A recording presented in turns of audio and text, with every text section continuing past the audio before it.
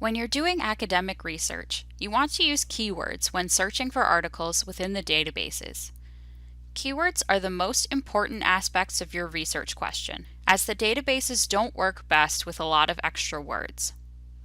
In this video, I will show you how to use keywords and how to change them up while you're searching in the library databases. I'm going to use the database SocINDEX for this video, but you can use whatever database fits your topic best. To get there, I'm going to go to the library homepage, scroll down, and click on the icon that says Databases.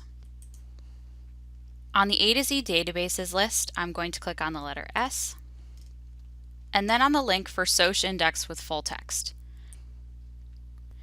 This is a great database to use for topics like psychology, social work, and sociology. When you're just starting your research, it's okay to use simple keywords, and once you start searching, the results you see can help you adjust and narrow your topic. For now, I know that I want to research the death penalty, so I'm just going to enter death penalty as my keyword, and then I'll click search. Because we used a pretty broad keyword, we have over 4,000 results. When you have too many search results, it's often a good idea to narrow your topic down, which you can do by adding more keywords. To get some ideas on how to do that, I'm going to take a look at the first page or two of my results and see if there's a more specific topic that's coming up that I might want to search for.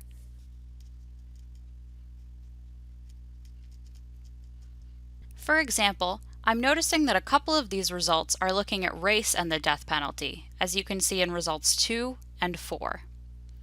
This might be something I want to look into to narrow my topic down so that it's not all of the death penalty, it's just looking at how race and the death penalty intersect.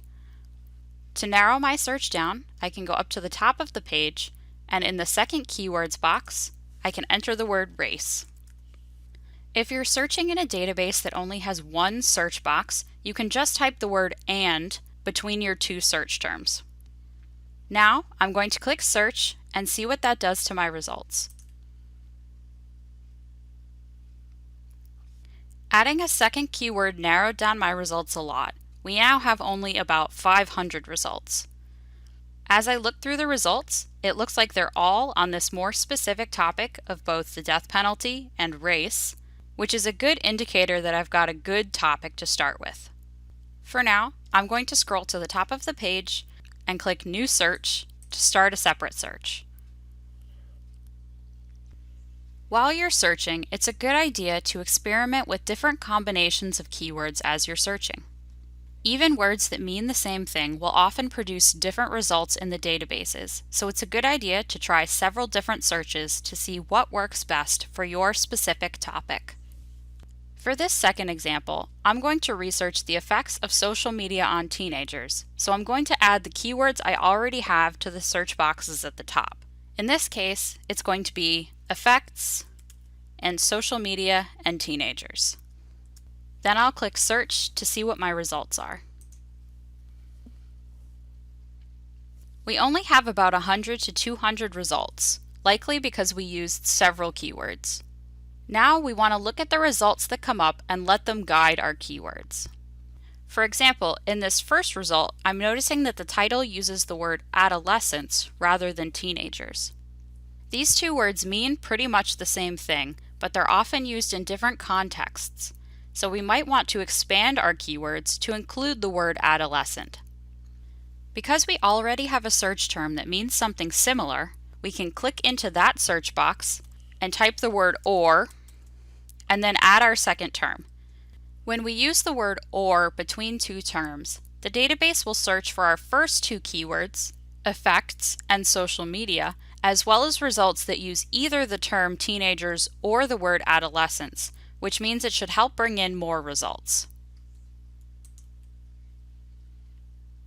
Adding in another keyword with the operator "or" brought in a few more sources, and we now have a little bit over 300 results. Again, we want to take a look at our results and see if we can use them to adjust our keywords.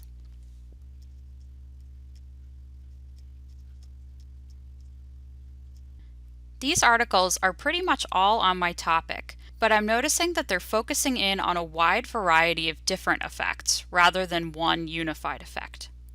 When this happens, sometimes it's a good idea to see what's popular among the results and narrow your search in to one specific effect.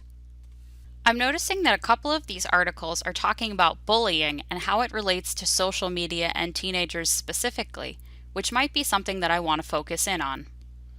To narrow my results down to just that one more specific topic, I'm going to adjust my keywords by taking out the word effects and adding in the word bullying.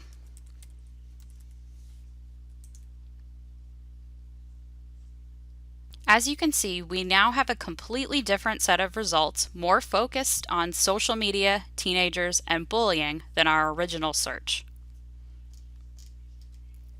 Experimenting with your keywords can be really useful, and if you aren't interested in the results that you're seeing in the database, you can always hit the back button to go back to a previous set of keywords.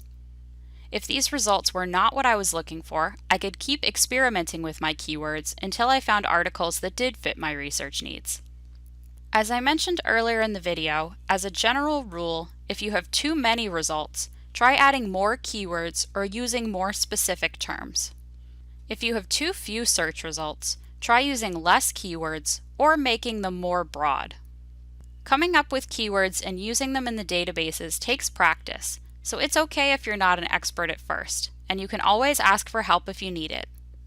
If you would like help coming up with keywords and searching in the library databases, you can contact the reference and instruction librarian and set up a research appointment.